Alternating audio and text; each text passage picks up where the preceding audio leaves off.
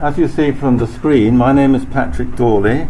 I've been teaching art history in this department for almost as many years as I've got fingers and toes, which is, you know how many that is. And Old Master prints is an important field in the study of art history, but it's neglected, partly I think because you can't just go to a museum and look at prints on the wall like you can with the painting.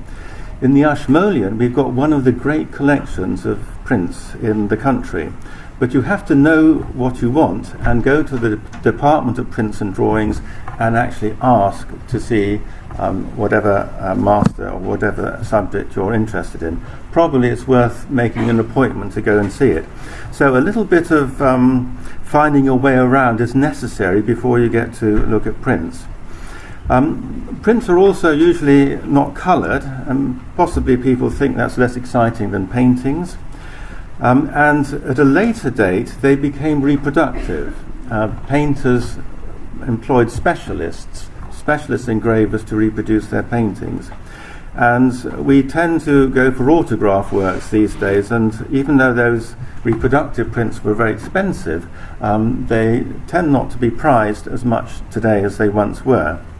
But round about 1500, the prints that we admire today were autograph works usually by painters. And what you're seeing on the screen at the moment is a good example.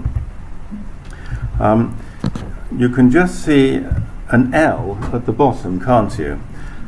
One of the distinctive things, of course, with a print is that you work on a plate, and this is an engraving, so a copper plate, or you work on a wood block for a woodcut, and the image is reversed in the printing process. Now this is by Lucas van Leyden, a wonderful printmaker, from Leyden in the Netherlands, a contemporary of Albrecht Durer, influenced by Albrecht Durer, and he's made one of these irritating mistakes at the end of his work. He's put his initial L for Lucas, and he's forgotten that you're supposed to do it the wrong way round. So it's come out mirror-wise. Nonetheless, I hope you will recognise that this is a major work of art. An engraving only can produce black lines. You're cutting a groove in a copper plate, the ink goes in the groove, you wipe the surface clean, so you can only get lines. But Lucas is a painter at a period around about 1500 or shortly after, when light and shadow was well established in European painting. So he wants to reproduce tone, highlights and shadows, and he can do this only by hatching or cross-hatching and pulling up textures from his engraving tool. The subject, and I put this on your sheet, it's an old habit of mine, I always like to produce a sheet so that you know the name of the artist, the subject and the date. This is David before Saul, the first king of the Israelites. And you read about this in the first book of Samuel, chapter 14. Saul loses favour with God, and he's possessed by an evil spirit. And his courtiers are disturbed by his behaviour, and the only person who can soothe him is the shepherd boy David, playing his harp, or I think the text says playing a lyre, and Lucas has reproduced that by playing a harp. So the challenge for Lucas as an illustrator was to show a king, to show him possessed by a devil or mad, to show anxiety amongst his courtiers, and to show a shepherd's boy playing the harp. And I hope you will agree he's achieved this wonderfully. As we go through these pictures, sometimes you'll see them breaking up because the screen doesn't have the high resolution to reproduce fine engraved lines. But look at this. This is what Lucas actually engraved. And I'm going to remind you of the size of these things. I've put the size of this on your sheet. It's less than an A4 sheet, so comfortably fit within A4. And each line that you see has been cut into a copper plate with an iron or a steel burin. So you can see how he's trying to indicate the possession of Saul. His mouth is open, you can see his teeth, his eyes seem to be askewed, and he's holding a spear. Now, someone with autocratic power who's gone a bit bonkers and is armed, he's a frightening figure. And I think Lucas has done extremely well in capturing that particular character. Lucas is a great painter of contemporary life. This is obviously an Old Testament subject, but he also paints contemporary life. And he's a great observer of costume, of individuals, of animals. And what I think you will not see here is any classical revival. The date we think is round about 1510, so that coincides with the High Renaissance in Rome with Raphael and Michelangelo. But in the Netherlands at this date, Lucas has not encountered classical sculpture or classical paintings or architecture, and it has this authentic northern quality. And look at the tone. Behind the harp with its fine strings, and he's left behind, he's reserved the white string and engraved the black lines. He's cross-hatched to produce this dark tonality. Everything you see has to be done with lines. And if you put the lines too close together, the surface of the copper will break up and it won't catch the ink properly, and then you'll get foul printing. So there's a lot of technical skill in producing an engraving like this. Lucas was extremely popular, and I hope you will see from this engraving why he is so engaging. Well, engraving like that originated in Germany around about the 1440s. Woodcuts was an earlier technique. Probably they were used in the late 1300s, 1390s, probably originally for printing repeat patterns on cloth. That they haven't survived, and round about 1400 some genius had the idea of printing those blocks on paper, and this was a way of replicating an image. And this is a modern invention. The ancient Greeks and Romans didn't have printing of any sort, so there are different views as to what marks the break between the medieval world and the modern world. One theory is the discovery of America, another is the discovery of printing. Now, this is a detail from a book. The illustrator is Just Amann. It's a book of trades, a collection of 133 woodcuts illustrating trades, not only mechanical arts, but popes and priests and cardinals. So it's a wonderful view of 16th century life, dated rather later than our period, 1568. And in this particular sheet, you can see he's Amann has illustrated what he calls a typographos. He's used a Latin or a Greek term for something that didn't exist in ancient Greek, or der Buchdrucker, the book printer. Now, they say that a picture's worth 1,000 words, don't they? But I submit that no number of words could give you the information that this little woodcut gives us. So we're looking at a printing shop, and in the background you can see two typesetters, I think we can call them, with their cases of type, uppercase letters in the upper cases and lowercase below, and they are assembling the type. He's probably reading a manuscript stuck on a post there, assembling lines of type. Then in the foreground, these lines of type have been bound together in a frame, and there's a young apprentice who's inking the type with his dabbers. An older man is taking out a sheet that has just been printed, and in the foreground you can see a stack of printed paper and a stack of fresh paper. So the system is the young journeyman perhaps inks the type, then his colleague fixes a piece of fresh paper on these spikes. He then turns the the frame or the frisket on the left on top of that fresh sheet of paper to keep it firmly in place, turns it again on top of the type. That is slid under the press. This is a screw press, and the lever that you see here is foreshortened. It's coming towards you. Once you see it, you recognize it immediately what it's doing. And one pull of that long lever puts the paper under high pressure onto the type, and you push the lever in the other way, draw out the frame, and unpack it, the reverse procedure that you have done. And you actually can't read the date because he's actually put a date here. It's supposed to be 1568, and his initials J.A. produced Aman. Now I suggest to you that that is a wonderfully informative little picture, and it's hard to imagine why it would have been produced before printing. You wouldn't produce a painting of this, and why would you produce a drawing of this? This is a book in the modern sense, a published book, and the time and labour that's been put into it is worth it because it's a commercial activity. You might notice that there's a reference here at the bottom that this new art was first used in Morguntia.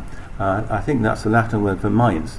Gutenberg first published his Bible, his printed Bible, with movable type in the 1450s. And this particular sheet combines two types of printing, the woodcut itself and the type. Each individual letter is a separate piece of metal that's been assembled. So type printing and woodblock printing use the same process for printing because it's a relief print. The surfaces that stand proud catch the ink, and you can print them at the same time. Aman then introduces what he calls the sculptor, or more accurately der Formschneider, the block cutter, because with a woodcut, it is the black lines that remain proud which are going to print. So the whites that you see on the paper have been cut out. So when you see a line like this, the Formschneider here with a very sharp knife, rather like a modern Stanley knife, has had to cut on either side of the black lines, lifted out the wood between those black lines, and proceed systematically removing the whites. And you can see that he has preferred this parallel hatching because you can cut the block of wood. You want a fine grade wood. Pear wood apparently was favoured because it's got very fine grain. You can cut on either side of the black line and you remove a splinter of wood, so it is relatively easy to cut out parallel hatching. But if you have cross hatching, such as you see under his desk, each little white square has had to be cut out, so that's an altogether more demanding task. And you can see that you need a good source of light. His desk is right up against a large window. I suspect that what you see on the left here is a whetstone, possibly with a jar of oil, and he's continually sharpening his blade so that he can cut crisply into the block. And of course, to produce prints at all, you need paper. Paper making seems to have been established at different periods in different parts of Europe. There are some references it to being pioneered in the 1200s, but it's really established in Germany in the 1390s. And Just Aman tells us wonderfully how it's done. You can see this is a watermill, and the watermill is driving hammers which are pulping rags. Paper at this time was produced by recycling, you might say, old rags. So the fibres of the old rags are opened up. You then have a pulp in this great tub, and you drop your tray with a wire mesh on it, and the wires holding, the wires are woven into further wires, so that when the pulp is on that tray, the liquid can go through the gaps in the wires and what is left is a kind of felt, the pulp, which is going to be the paper. It's then put aside to dry a bit, then it's put under this great press, great wadges of paper, to squeeze out more liquid, and the young lad is stepping away with a pile of fresh paper. So a lot of technology has to come together for prints such as this to be produced. Right, the earliest print, this is most of the prints I'm showing you in the British Museum. The earliest print is probably this one. It was found in the binding of a book published in Nuremberg in 1478, but it's certainly older than 1478. We don't have a date for it. Just by looking at the rhythms, this very fluid series of lines to the drapery, and the simplicity of the design is just outlines. There's no attempt showing light and shadow. And some of the features, such as the soldiers who have these belts slung low on their waists, and the style of helmet and mail, associates it with the late 1300s or the early 1400s. I used to think that this was probably dating from about 1400, and make it very early indeed. I noticed that the British Museum's website is currently dating it 1420. It's a guess. But I think despite the simplicity of the technique, I hope you will recognise that this is a sophisticated design, because you can see what's going on, can't you? There's someone sitting on what is a throne. There's a sort of architectural tracery underneath it, so it's a smart seat. He's wearing a crown. He's got one hand raised in a gesture of address. Another figure with a halo, surrounded by soldiers with helmets and mail. This figure is bound. And if you're even remotely familiar with Christian iconography, you would recognise this subject, wouldn't you? Christ before Herod. It could be Christ before Pilate, but Pilate wasn't a king, and I think the crown indicates a king. And it's so lucid and clear that I think this is the work of an experienced painter. To do something simply and clarity requires skill and a tradition behind it. There can be no tradition behind the block cutting, because this is at the beginning of woodcut production.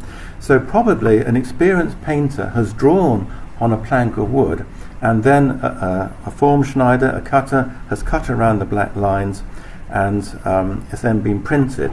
It actually isn't perfectly printed.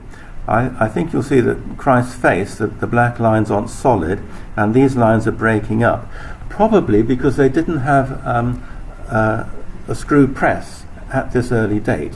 They could have just laid a piece of paper on the block and the equivalent of rubbing it on the back with a wooden spoon. So some of the lines haven't printed perfectly. But the variety of marks, if you look at the curls of his hair, the drawing of his eyebrows, the different texture of his beard, this, as I say, is a sophisticated piece of craftsmanship. Do push in if you want to sit down. So if we take this as our reference, the earliest woodcut, about 1420, what did the block look like? Well, nothing has survived from 1420, but the great painter and printmaker Albrecht Durer was a master of the woodblock design, and some of his blocks have survived. This particular block is in the British Museum, and this is what a woodblock that has been extensively used looks like. Clearly it's been blackened by printer's ink over many printings, and it's very difficult to make any sense out of it until you've got the print. There's an appreciative noise from the people in the front here. It's fascinating, isn't it? The subject of this is very obscure. Dürer has helpfully put the word Hercules or Hercules. So this is the ancient hero Hercules. It's not one of his standard labours, so this is probably an esoteric subject, perhaps commissioned by a scholar, a humanist friend, by the young Dürer. If you look at the bottom there, you can see his monogram. This is the most famous monogram in the history of printmaking, the A and the D for Albrecht Durer. and that particular style indicates that it's a relatively early work. I think it might be easier, instead of trying to relate them with the figures, because it's so dense. Look at the sky. You actually don't want to have large areas of paper with nothing on it, because that paper isn't pressed against anything in the press, and it could flop down and possibly touch the wood underneath it. So you can see that Dürer has introduced a few birds. They are partly illustrative, of course, but they also keep the paper on the same level. So you don't want very large areas of nothing at all. You want to have something going on everywhere. Dürer almost certainly didn't cut the block himself. He would have had a specialist form cutter, but he knows the problems, so he has very considerately used the parallel line hatching, because he knows that's the easiest way to get splinters of wood out of the block. And if he was feeling particularly unkind, he would have cross hatching, or even the textures here, this extraordinary armour, quite difficult to draw out the whites from the original block. Dürer is almost unique in the descriptive density of his woodcuts. I think he's trying to get the sort of quality from a woodcut that you can get from an engraving. Well, to switch to engraving, this is a slightly later technique, perhaps a generation after the introduction of woodcuts of the 1440s.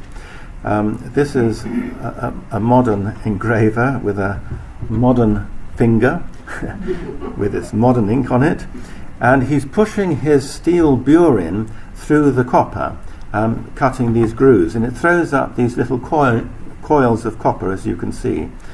And you then have to scrape away all the loose copper, and you want to have a crisp line. You don't want little bits of copper remaining.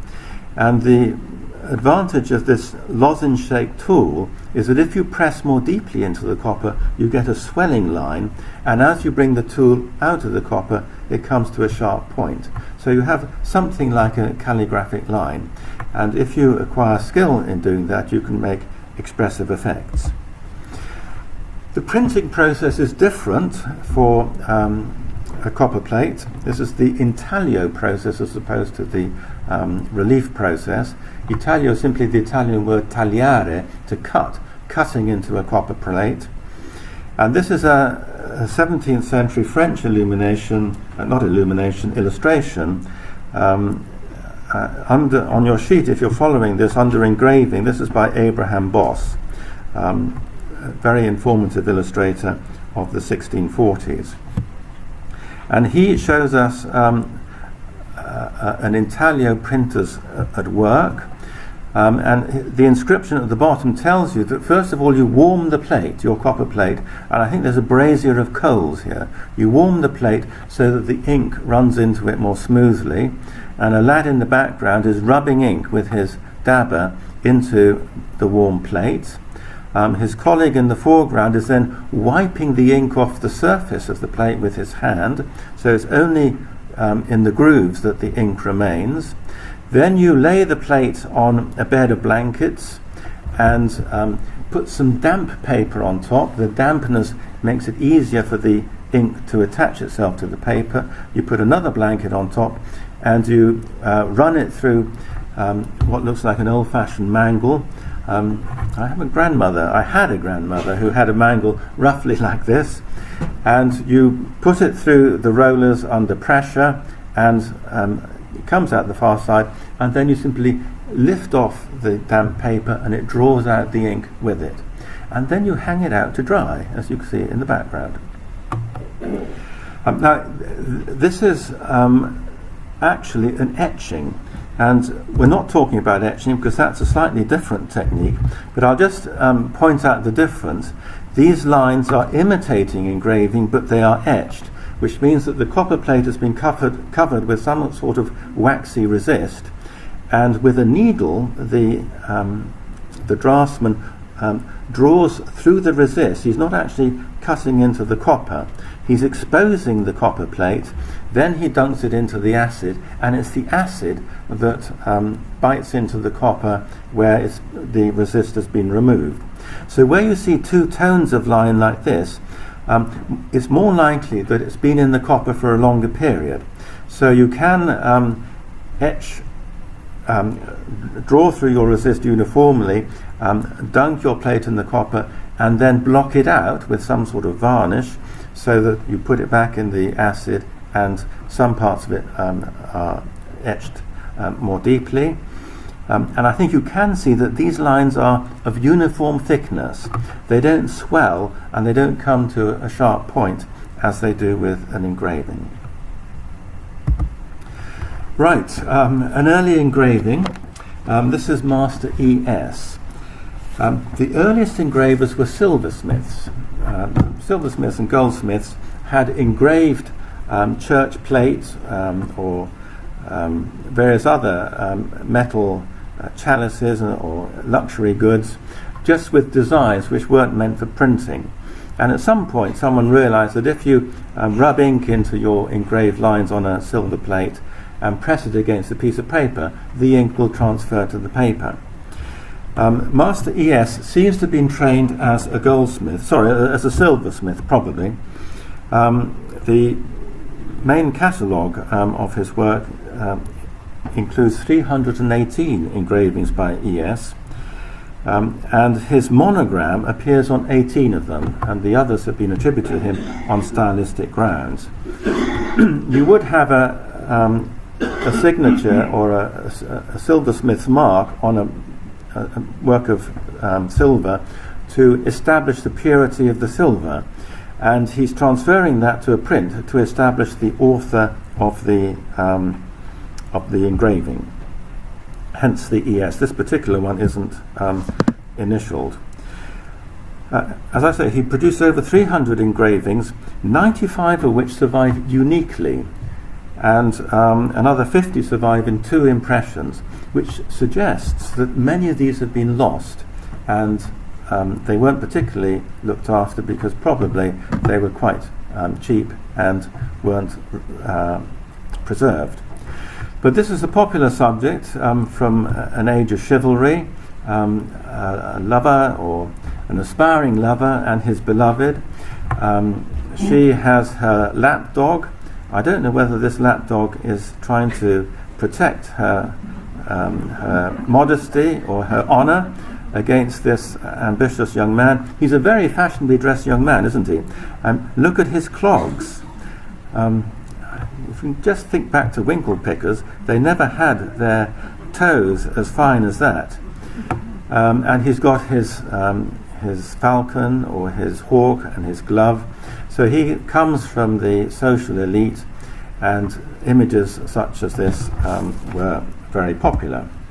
But this is the young woman's face, and I think you can see that he's trained as a silversmith, and he struggles to get the modelling of this young woman's face.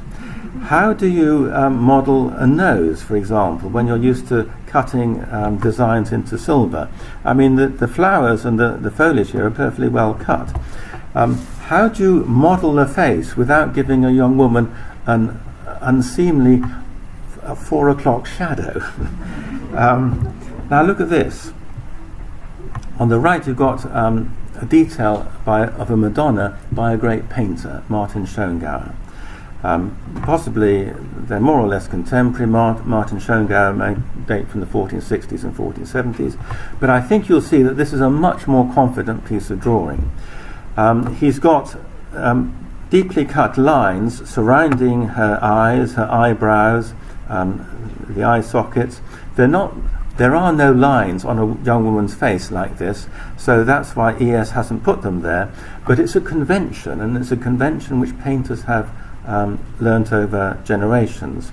So a line for the shadow part of her nose, he softens that by cross-hatching it, and he breaks this line, and we read it instantly, don't we, as a nose standing proud from the surface of the face. E.S. thinks that he has to engrave the mouth.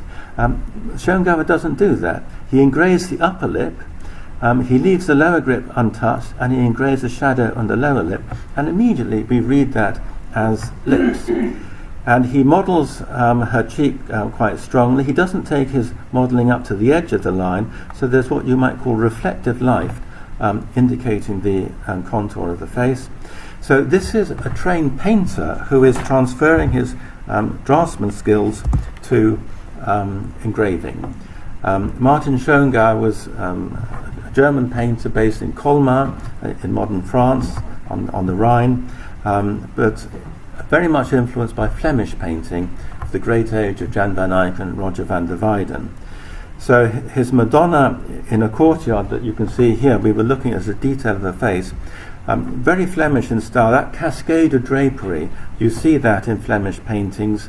Flanders was a cloth producing area, and large quantities of expensive fabric were clearly much appreciated.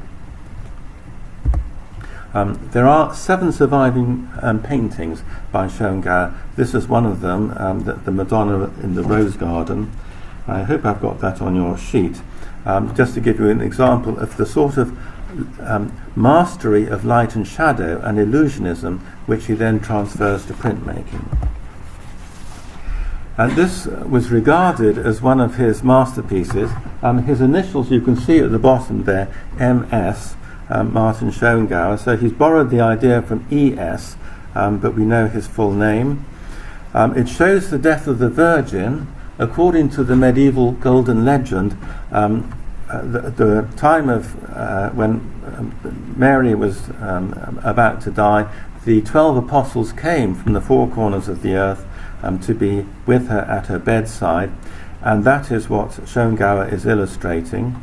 So she's in a 4-poster bed, and you can see the equivalent of perspective in the side wall here, giving her depth. ES hadn't learnt the skills in perspective, so he wasn't able to suggest space. He's got this great drape hanging down on one side of the bed, and it's bundled up.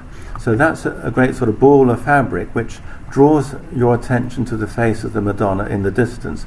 This is in the foreground, that is in the distance. And he's giving you an illusion of space, but he's also giving you a strong composition, a surface design.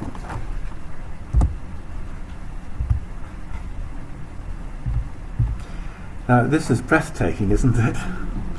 I would like to read you an inscription which a German writing in 1550 wrote in his Bible. He said, "This image was judged in my youth to be the finest work of art to have come out of Germany. Therefore I pasted it into my Bible, not because of the story, which may or may not be true. However, since the unsurpassed engraver Dürer from Nuremberg began making his art, this no longer holds. It's no longer regarded as the greatest work of art to come out of Germany." The engraver was called Hübsch Martin on account of his art. Lovely Martin. Lovely because of his images rather than because of his own qualities. But let's just look at these 2 disciples who were studying the scriptures, and it's tiny. Let me get the size of this. 2 to 5, so it's quite a lot less than A4. Is it A5? It's just a little bit more than A5, so a little bit like this. And yet within that he's got this amount of detail. Not only can you see the text in this book, you can see his spectacles, the disciple on the left, and you can see that the spectacles is casting shadows on the page. Now this is a quotation from a famous painting by Jan van Eyck, the Madonna with Canon van der Pijl, who also had spectacles casting shadow on the page. So it tells us that Schongauer was well up with Flemish painting and was trying to capture the qualities of a painting in an engraving. But given that all he can work with is black lines, he's thinking in terms of light and shadow, isn't he?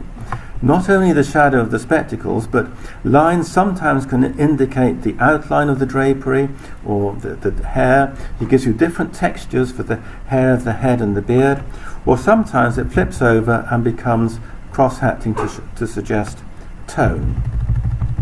So a virtuoso piece of engraving, and with Martin Schongauer you have a very sophisticated technique to produce printed images. Well, those of you who've heard me speaking elsewhere, I know some of you we've met before in different classes. I'm keen that you should be able to judge the quality of these paintings, and you do that by comparing one thing to another. So this is a little print by Master E.S., and it shows Mary Magdalene before the resurrected Christ, doesn't it? Noli me tangere, don't touch me because I'm not yet risen to my Father. She's in the morning, she's come to the garden by the tomb where Christ's body was laid, and she encounters this figure whom she mistakes for a gardener, if you remember the gospel story.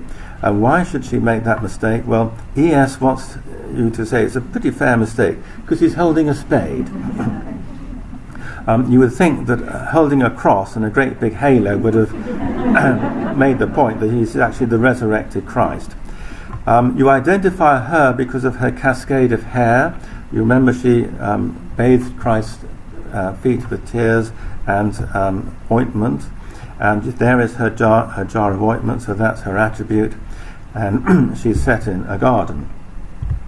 Now this is Martin Schongauer's version of the same subject, and I think Schongauer had seen Master E.S.'s print, because look at the wickerwork on the garden in the background. Clearly he's adapted that and made it his own.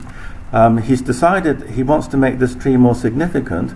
A tree without any leaves in this period, sort of late medieval, early Renaissance period, usually represents death, and Christ represents the resurrection. He's the resurrected Christ. Schongauer is a painter, so he's thinking in spatial terms.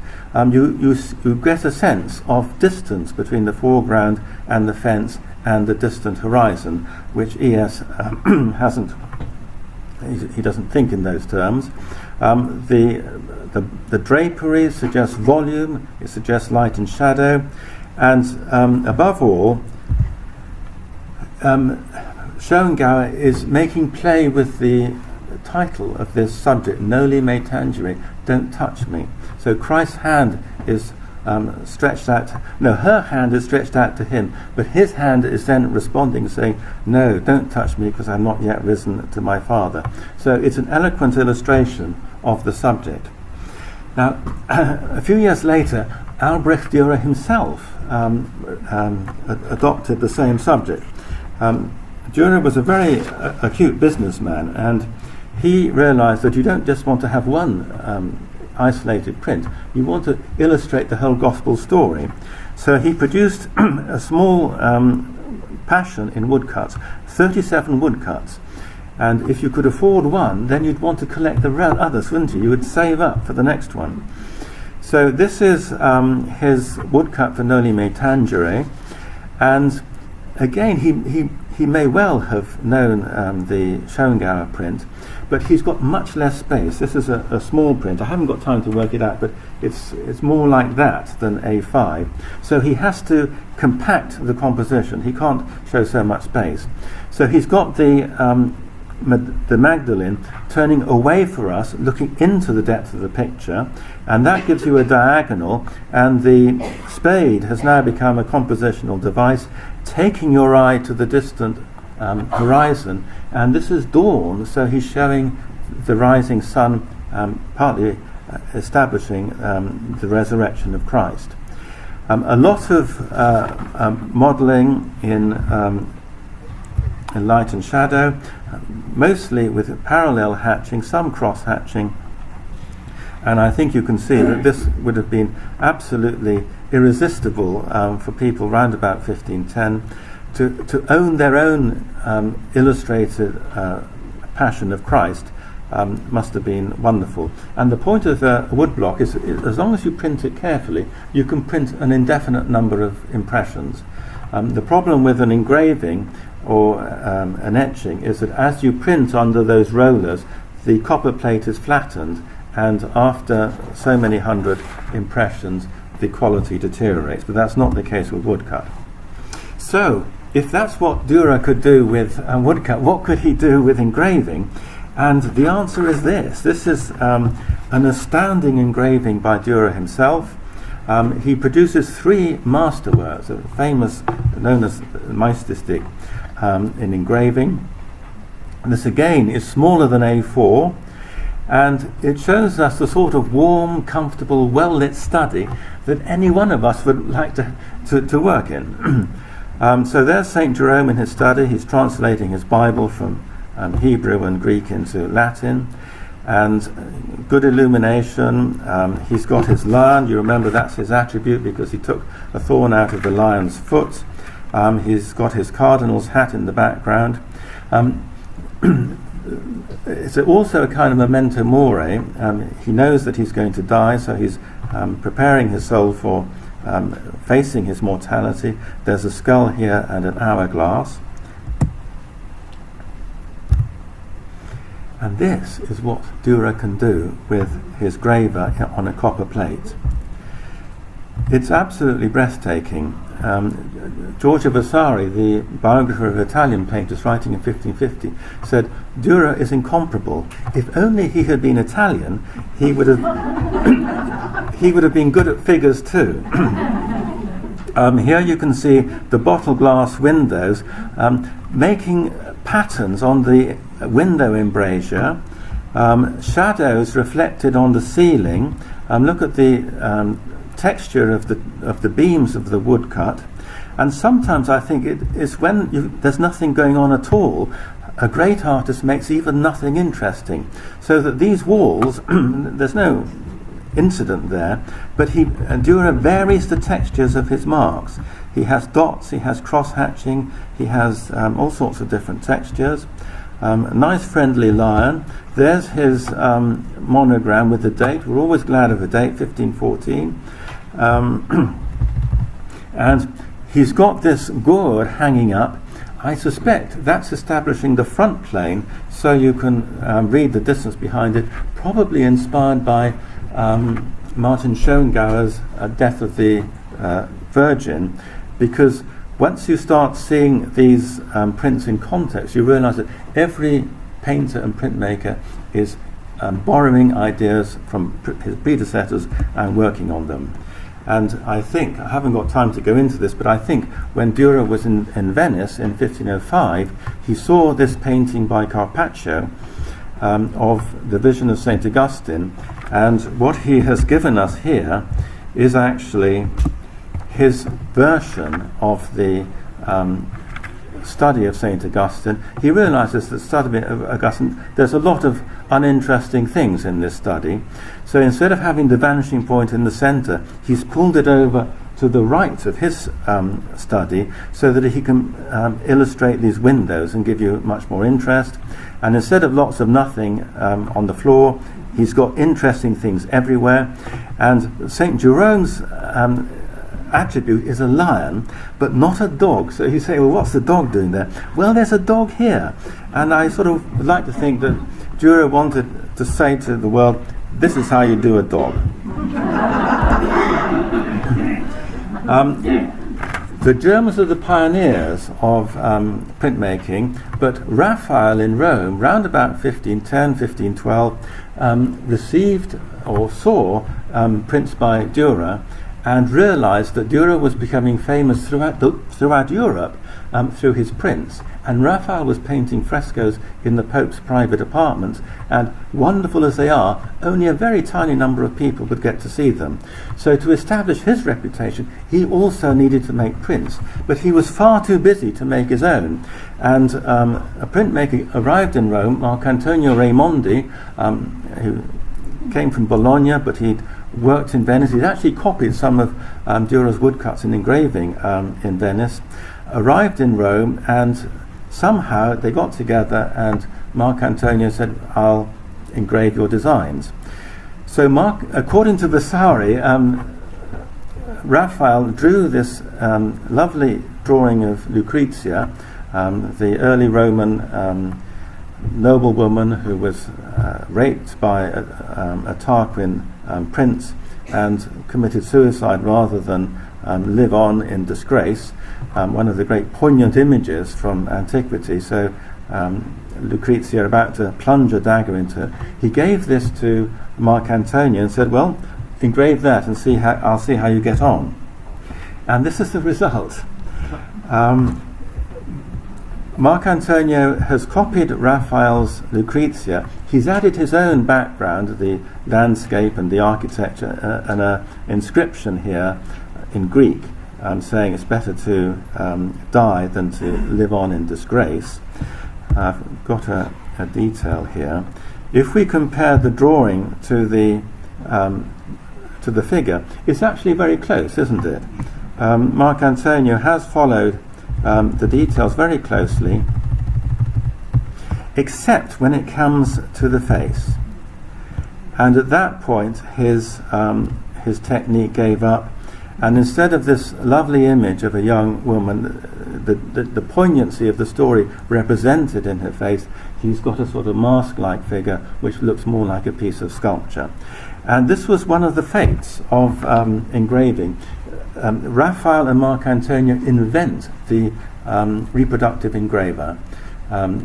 So from this point onwards, you could have a specialist do your engraving, and you don't have the individuality that you have when a painter produces his own engravings. I have to finish, but before I do, I thought we must just look at Hans Holbein.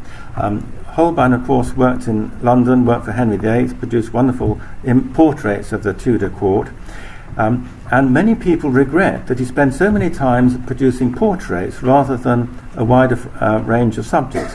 They forget that Holbein also designed woodcuts, and in particular he designed a series of the Dance of Death, printed before 1426, because that's when his block printer died. And this is the Duchess, the Herzogin.